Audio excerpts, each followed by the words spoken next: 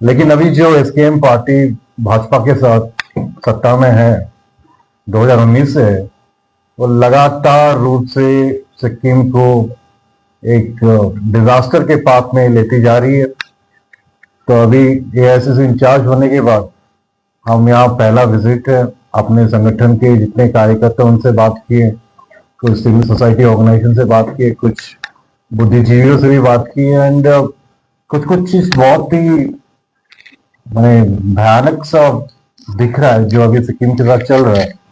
मैं 4-5 ऐसे मुद्दे उठाने वाला हूँ जो हमारी यहाँ सरकार नहीं हो सकती, नहीं है, ठीक है, बट हमारी आवाज देश में है।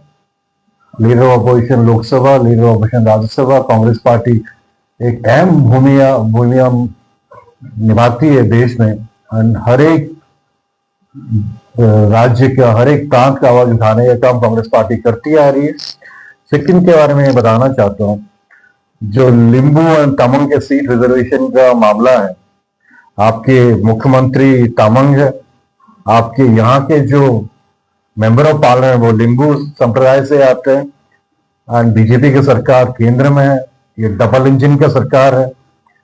तो हमारा पहला क्वेश्चन है कि अभी तक लिंबू तमंग इनके जो जनजाति है उनको आप सीट रिजर्वेशन असेंबली में क्यों नहीं दे पाए। हमारा दूसरा सवाल है, जो 12 लेफ्ट आउट कम्युनिटीज है जिनको आदिवासी मान्यता मिलना चाहिए, वो अभी तक क्यों ये राज्य सरकार केंद्र सरकार चुप है। इसको कब आदिवासी मान्यता मिलना चाहिए, कब देंगे। सीएजी का जो रिपोर्ट आया पावर डिपार्टमेंट के बारे में, उनका दूसरा रिपोर्ट 1.5 महीने पहले आया था एंड ये असेंबली में टेबल है।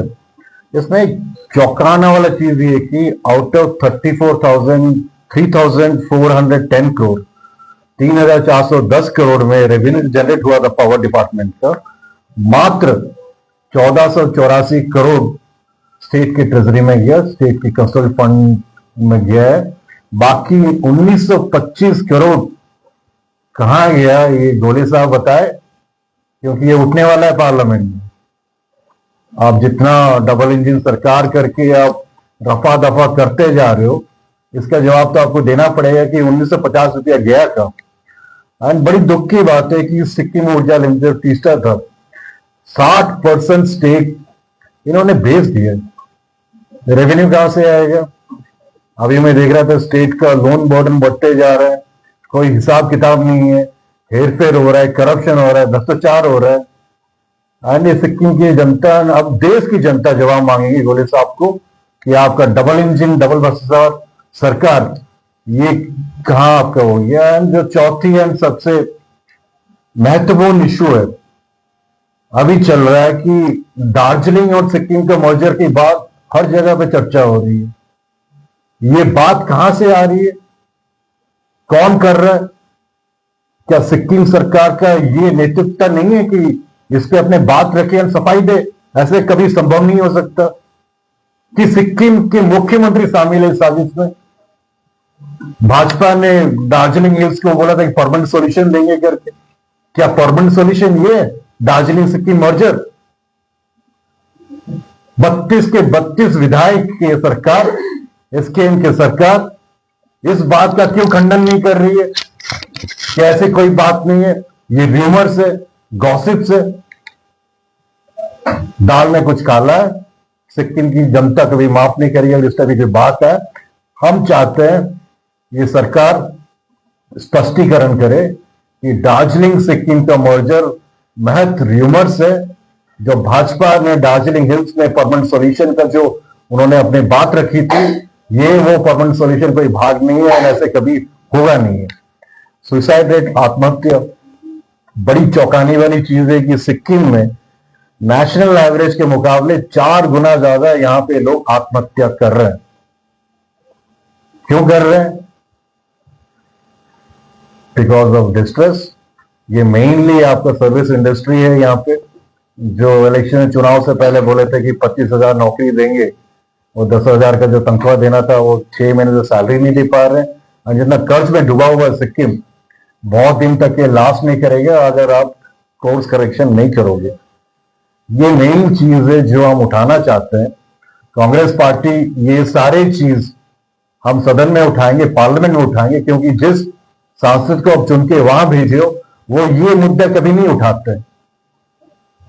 ये उठेगा और हम चाहते हैं ये सरकार जवाब दे, इस पे स्पष्टीकरण करे कि डबल इंजन का फुल मेजोरिटी का सरकार, 32 विधायक का सरकार, केंद्र में एनडीए का सरकार, सब होने के बाद भी सिक्किम क्यों नीचे नीचे होते जा रहा है फाइनेंशियली एंड इकोनॉमिक को। तो यही बोल के मैं अपना बात को यही विराम रखता हूं। अगर आप लोग का कोई क्वेश्चन है तो हम लेने के लिए अभी तैयार है। आप सब इतने कम समय पे हैं, इसलिए आप सबका बहुत बहुत तहे दिल से धन्यवाद। इसमें जो बातें आपने रखी इसमें सबसे पॉलिटिकल जो डिमांड है, तो लिंगो तामांग का इशू हो और ट्राइबल का जो इशू हो, इसमें लिंगो तामांग का बात करें तो लोगों को लिंगो ट्राइबल के साथ मिलने के बाद 4 to 14 आप लोगों की गवर्नमेंट थी सेंटर में, और तब यहाँ की जो गवर्नमेंट थी वो यूपीए की पार्टनर थी और 2013 या 2013 से संवाद। तो कांग्रेस क्यों फेल हुई, यूपीए गवर्नमेंट क्यों फेल हुई कि 2006 में वो लोगों को सीट नहीं दे पाए? तो ये सरकार भी तो 11 साल से सरकार में है। आप लोग कुछ नहीं हुआ पहले, इसका मतलब ये नहीं कि आप कभी भी नहीं दोगे। हम कुछ नहीं किए थे इसलिए हम विपक्ष में है। यहाँ पे 0 विधायक है हम लोग का। कुछ कारण थे जो सरकार हम लोग नहीं कर पाए, अगर मानते हो तो। अभी 11 साल से मोदी सरकार है, डबल इंजन की सरकार 6 साल से, अभी क्यों नहीं कर रहे हो? सवाल तो वही है कि अभी क्यों नहीं हो रहा है। आप लोगों के डिलिमिटेशन हुआ था, अभी तक डिलिमिटेशन नहीं हुआ है। आप लोगों के डिलिमिटेशन भी हुआ था में, तो क्यों नहीं दे पाए? बात तो वो भी आ रहे हैं, अभी तक डिलिमिटेशन नहीं हुआ है। आप लोगों के डिलिमिटेशन हुआ नहीं हुआ था, अभी नहीं दे पाए। उसका जो कारण था वो पिछली सरकार का था। आज के दिन में इन लोगों को क्या प्रॉब्लम है देने में? हमारा वही सवाल है। ठीक है, हम लोग नहीं कर पाए कुछ कोई कारण से, इसलिए तो हम विपक्ष में हैं। अभी तो ये सरकार फुल मेजोरिटी, अभी दे दो आप, नहीं तो मना कर दो, हम नहीं देना चाहते। तो यही मेन मुद्दा है। लेकिन दार्जिलिंग का जो बॉर्डर का इशू आपने जो रेज किया, आप लोगों के पार्टी के यहाँ के जो पूर्व अध्यक्ष थे मनोज पटेल, उनका एक एलिगेशन है कि आप लोगों के पार्टी के नेता जयराम रमेश तो अभी आप लोगों के पार्टी में नहीं है, गुलाम नबी आजाद, उन दोनों ने इस पर स्टडी करने के लिए उनको बोला था। इस बात को सिक्किम दार्जिलिंग मर्जर के इशू को एड्रेस करने के लिए आपके पूर्व अध्यक्ष थे, उनको बोला गया था कि जयराम रमेश और गुलाम नबी आजाद थे। अभी तक आप लोग गुलाम नबी आजाद आप लोगों के पार्टी में नहीं है, तो उन लोगों ने दोनों ने आप लोगों को उनको बोला था कि इस पर काम कीजिए बोल के, और एक यूपीए का या कांग्रेस का एजेंडा है बोल के जब पार्टी से रिजाइन किया था तब उन्होंने बोला इस पर क्या कहना है? देखिए, जो उन्होंने कहा था तो उनके पास क्या तथ्य था वो मुझे पता नहीं। अगर आप चाहते हो तो मैं फिर से पता करके बोलता हूँ, बट आज के दिन में ये बात अचानक से उठ रही है ना। पिछले 5-6 साल से नहीं था, मतलब 19 तक नहीं था, अभी ये बात 1-2 साल से उठ रही है। तो अगर ऐसी बात नहीं है तो इस सरकार को खंडन करना चाहिए। आज उस वक्त भी हमारे कोई भी नेता जो अभी चले भी गए हैं, कभी ये बात नहीं उठाया था। जो वक्ता हम लोग का बोले थे, आप इसके बारे में ज्यादा कुछ बोलना है तो अपने पीसीसी अध्यक्ष बोल सकते हैं, बट कांग्रेस पार्टी का कभी स्टैंड था ही नहीं है। इनका आराधित जयराम रमेश जी है, अभी भी आप लोगों के पार्टी तो ये जयराम सर से आपको पूछना चाहिए, हम भी पूछेंगे, बट हमारा कभी था नहीं। हमारा मेन मुद्दा है कि इस बात को आपको खंडन करना चाहिए। इस बात अगर है कुछ स्पष्टीकरण करना चाहिए, खासकर सिक्किम के मुख्यमंत्री को करना चाहिए। यही हमारा रिक्वेस्ट है।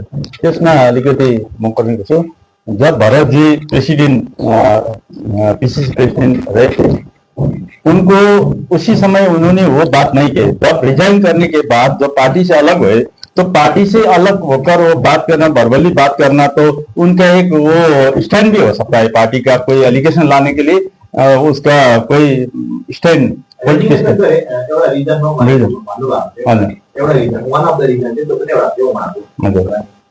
उहाँले अब हामी साथमा थियौँ है। साथमा हुँदाखेरि जबसम्म अध्यक्ष हुनुभयो उहाँ, त्यो समय उहाँलाई भनेको थियौँ, त्यो हामीसँग राख्नु भएन त्यो कुरा।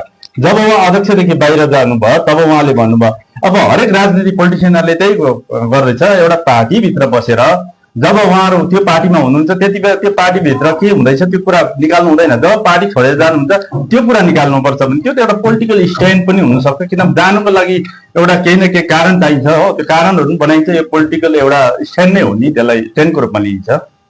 Gopalji, let us not get diverted from the key issues of today. which is basically happening in city. 65% of your population are below 45 years. What is the future for them? It is not about just political parties. The idea of forming the state was to benefit the people of Sikkim.